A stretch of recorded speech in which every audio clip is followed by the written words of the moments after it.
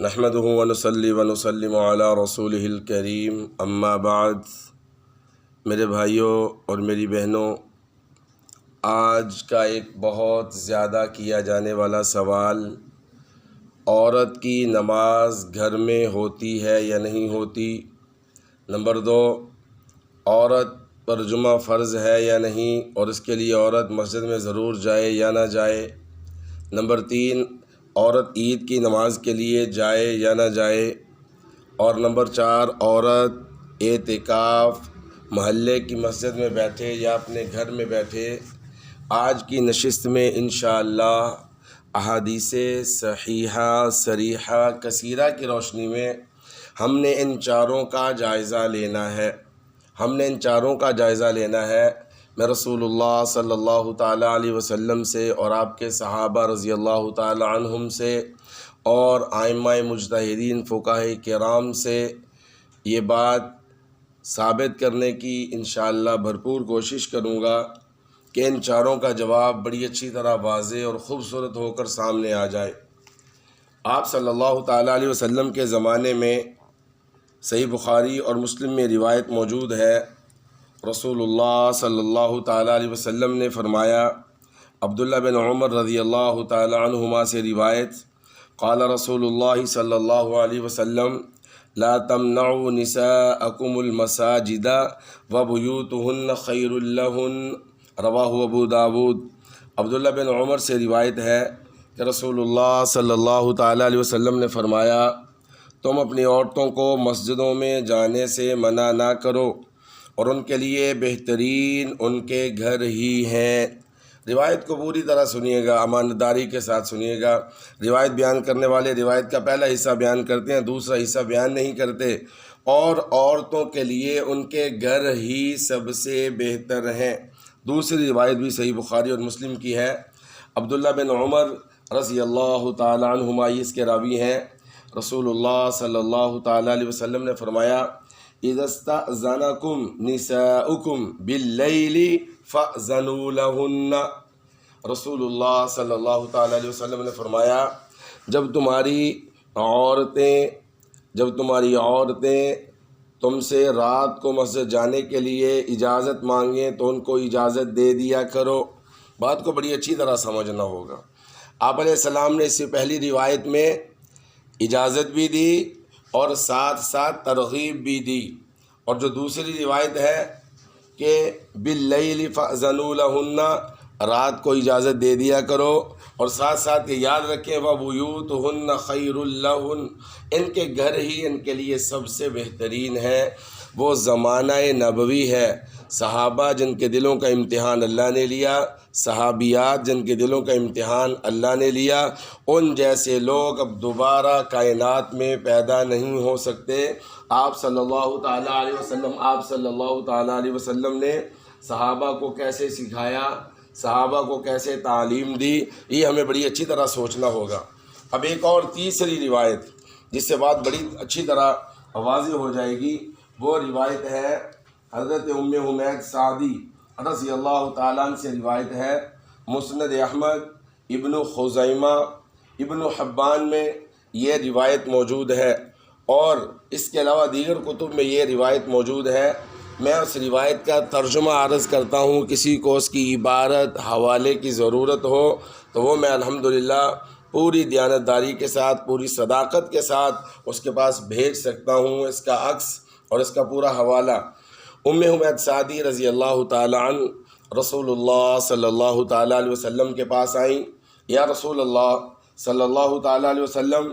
میں پسند کرتی ہوں کہ میں آپ کے ساتھ نماز ادا کروں،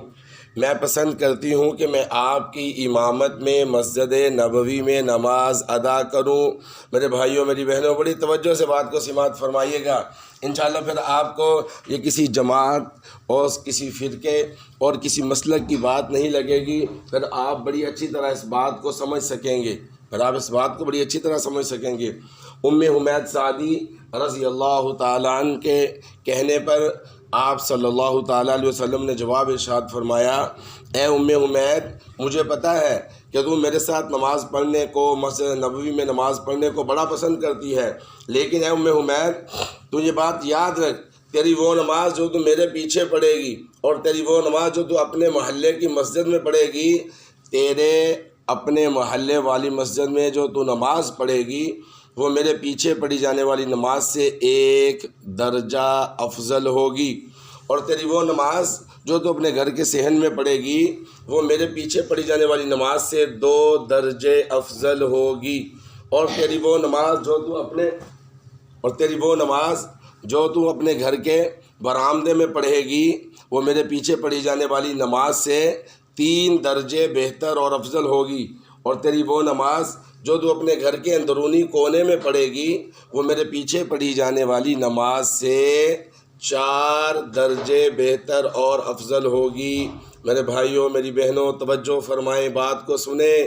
مسجد نبوی ہے، صحابہ ہیں، اللہ کے نبی ہیں، آپ علیہ السلام کیا فرما رہے ہیں، کیا سکھا رہے ہیں ام حمید سعدی رضی اللہ تعالیٰ عنہ کو۔ میں روایت کے صرف ترجمہ عرض کر رہا ہوں، اور سنیے، جب ام حمید سعدی رضی اللہ تعالیٰ عنہ نے اللہ کے نبی صلی اللہ تعالیٰ علیہ وسلم کا یہ ارشاد سنا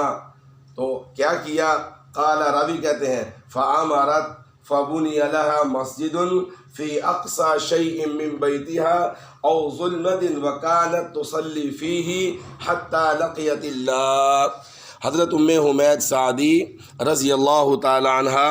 رسول اللہ صلی اللہ تعالیٰ علیہ وسلم کا یہ ارشاد سن کر حکم دیتی ہیں اپنے گھر میں اپنے بچوں کو، اپنے گھر والوں کو کہ گھر کے کونے میں میرے لیے ایک مسجد بنا دو،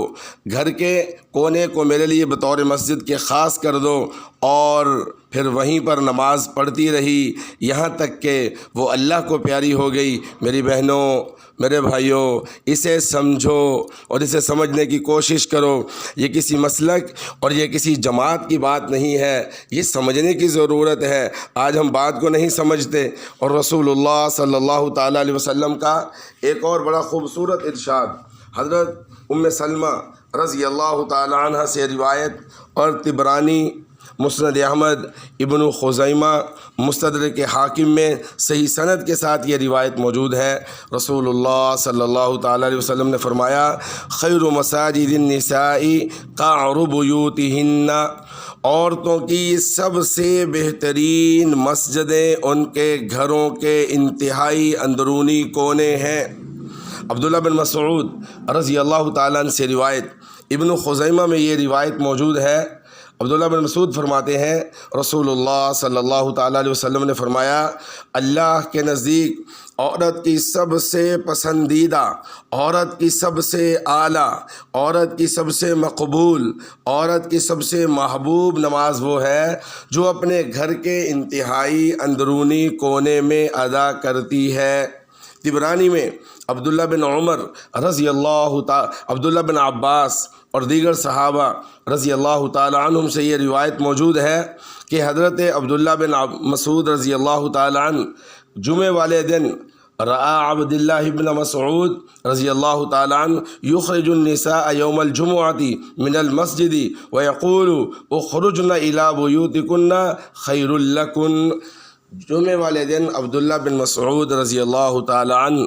عورتوں کو مسجد سے نکال دیتے اور فرماتے چلی جاؤ اپنے گھروں کو۔ اللہ کے نبی کے اس فرمان کے مطابق جو صحیح بخاری میں ہے، تمہارے گھر ہی تمہارے لیے سب سے بہتر ہیں، تمہارے گھر ہی تمہارے لیے سب سے بہترین ہے۔ اور صحیح بخاری میں روایت موجود ہے، اماں جان عائشہ رضی اللہ تعالیٰ عنہ اس کی راویہ ہیں۔ اماں جان عائشہ رضی اللہ تعالیٰ عنہ فرماتی ہیں، جلد اول میں یہ روایت موجود ہے کہ لو ادرک رسول اللہ صلی اللہ علیہ وسلم ما احدث النساء لمنعهن المساجد كما منعت نساء بنی اسرائیل۔ اماں جان عائشہ رضی اللہ تعالیٰ عنہ فرماتی ہیں اگر رسول اللہ صلی اللہ علیہ وسلم ان باتوں کو دیکھتے جو عورتوں نے اپنے طرز زندگی میں پیدا کر لی ہیں تو آپ خود ان کو مسجدوں میں جانے سے منع کر دیتے، جس طرح کہ اسی قسم کی باتوں کی وجہ سے بنی اسرائیل کی عورتوں کو ان کی عبادت گاہوں میں جانے سے اگلے پیغمبروں کے زمانے میں روک دیا گیا تھا۔ اندازہ لگائیے ذرا،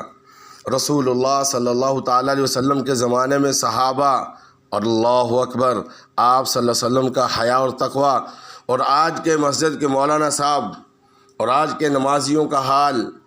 آنکھوں کے جھکانے کا حال، اندر کے تقوی اور حیا کا حال۔ اماں جان فرماتی ہیں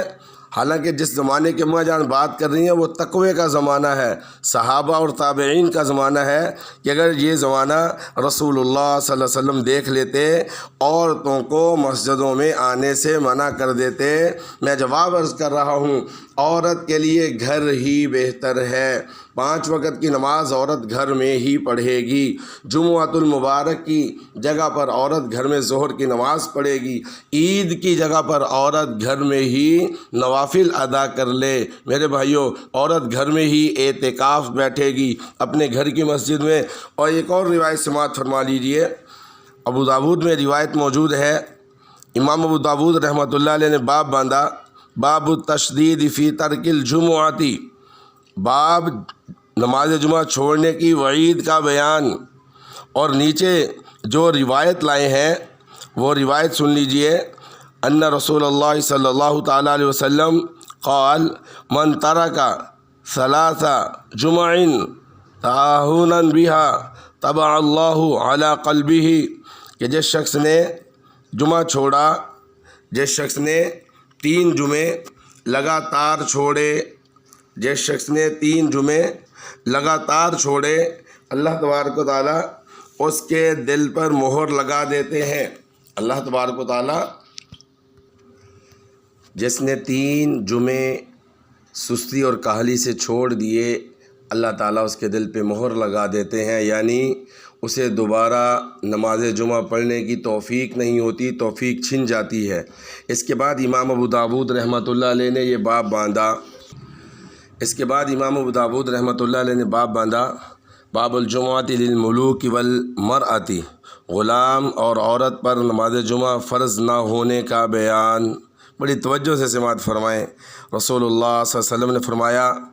طارق بن شہاب نبی علیہ الصلوۃ والسلام سے یہ فرمان نقل کرتے ہیں، الجمعۃ حق واجب علی کل مسلم فی جماعت۔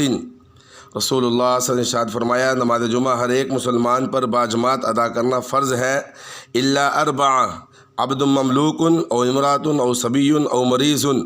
سوائے 4 کے۔ غلام پر جمعہ فرض نہیں ہے، عورت پر جمعہ فرض نہیں ہے، بچے پر جمعہ فرض نہیں ہے، مریض پر جمعہ فرض نہیں ہے۔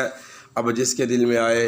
وہ پائے روشنی، ہم نے تو دل جلا کے شرعام رکھ دیا۔ اب کوئی اسے ضعیف کہہ دے، ابو داود کی روایت ہے، صحیح 6 کی روایت ہے، اب کوئی اسے ضعیف کہہ کے جان چھڑا لے، اب کوئی طارق بن شہاب پر تبصرہ کر کے روایت کو آگے پیچھے کر دے، اب یہ اس کی مرضی ہے۔ ہمارا کام تھا دلائل پیش کرنا، دلائل بتانا کہ عورت کے لیے سب سے بہترین جگہ اس کے اعتکاف کے لیے، اس کے جمعے کے لیے، اس کی نماز کے لیے، اور عید کی جگہ پر وہ گھر میں ہی ٹھہرے، جو ثواب وہ گھر میں ٹھہر کے لے سکتی ہے، باہر نکل کر اللہ کے نبی صلی اللہ علیہ وسلم کے فرامین آپ نے سن لیے، اس کو وہ ثواب نہیں مل سکتا۔ اور یہاں ایک بات اور عرض کرتا چلوں، وہ یہ ہے کہ آپ صلی اللہ تعالیٰ علیہ وسلم کے زمانے میں صرف آپ صلی اللہ تعالیٰ علیہ وسلم کی ازواج مطہرات، اماں جان عائشہ رضی اللہ تعالیٰ عنہ، اماں جان عائشہ رضی اللہ تعالیٰ عنہ، چونکہ آپ صلی اللہ تعالیٰ علیہ وسلم کا گھر مبارک مسجد نبوی میں ہی ہوتا تھا، تو جب گھر مسجد نبوی میں تھا تو گویا کہ آپ صلی اللہ علیہ وسلم اعتکاف بھی مسجد میں ہی بیٹھتے تھے۔ پھر بھی سنیے، صرف اماں جان عائشہ نے اعتکاف کے لیے خیمہ لگایا، باقی 8 ازواج مطہرات موجود ہیں، کسی نے نہیں لگایا۔ خلفائے راشدین کی بیویوں میں سے کسی نے نہیں لگایا، صحابیات کا کوئی خیمہ آپ کو نہیں ملے گا۔ پہلے روایت سن لیجئے، صحیح بخاری میں روایت موجود ہے، باب اعتکاف النساء، اماں جان عائشہ رضی اللہ تعالی عنہ اس کی راویہ ہیں، قالت کان النبی صلی اللہ علیہ وسلم یعتکف فی العشر الاواخر من رمضان، آپ صلی اللہ تعالی علیہ وسلم رمضان کے آخری دنوں کا اعتکاف فرماتے، فکنت اضرب له خباء، میں آپ صلی اللہ علیہ وسلم کے لیے خیمہ لگاتی، آپ صلی اللہ تعالیٰ علیہ وسلم صبح کی نماز پڑھ کے اس خیمے میں آتے۔ اور اماں جان عائشہ رضی اللہ تعالیٰ عنہ فرماتی ہیں کہ میں نے رسول اللہ صلی اللہ تعالیٰ علیہ وسلم کے لیے خیمہ لگایا، پھر اجازت مانگی حفصہ نے، تو میں نے حفصہ کو اجازت دے دی، انہوں نے خیمہ لگا لیا، پھر مجھ سے اجازت مانگی زینب بنت جہش نے، میں نے ان کو بھی اجازت دے دی۔ آپ صلی اللہ تعالیٰ علیہ وسلم جب صبح تشریف لائے، آپ نے خیمے دیکھے، آپ صلی اللہ علیہ وسلم نے فرمایا ما ھذا، یہ کیا ہے؟ تو آپ صلی اللہ تعالیٰ علیہ وسلم کو خبر دی گئی یہ زینب اور حفصہ کا خیمہ ہے۔ آپ صلی اللہ تعالیٰ علیہ وسلم کے جملے سنیے، فرمایا آل برا ترون بہن، کیا تم اسے نیکی سمجھتی ہو؟ کیا تم عائشہ کے ساتھ حفصہ اور زینب رضی اللہ تعالی عنہما کا خیمہ لگانا تم اسے نیکی سمجھتی ہو؟ فترک الاعتکاف ذلک الشہر، آپ صلی اللہ علیہ وسلم نے غصے میں اس مہینے کا اعتکاف چھوڑ دیا۔ ثم اعتکف 10 من شوال، آپ صلی اللہ تعالی علیہ وسلم نے شوال میں جا کر اس اعتکاف کی قضا کی ہے۔ میرے بھائیوں، میری بہنوں، آج دین کے بارے میں لوگ بڑے شکوک و شبہات پیدا کر رہے ہیں۔ آج دین کے بارے میں لوگ بڑے شکوک و شبہات پیدا کر رہے ہیں، بچ جائیے ان کے شکوک و شبہات سے۔ میرا پھر سوال ہے یہاں پر،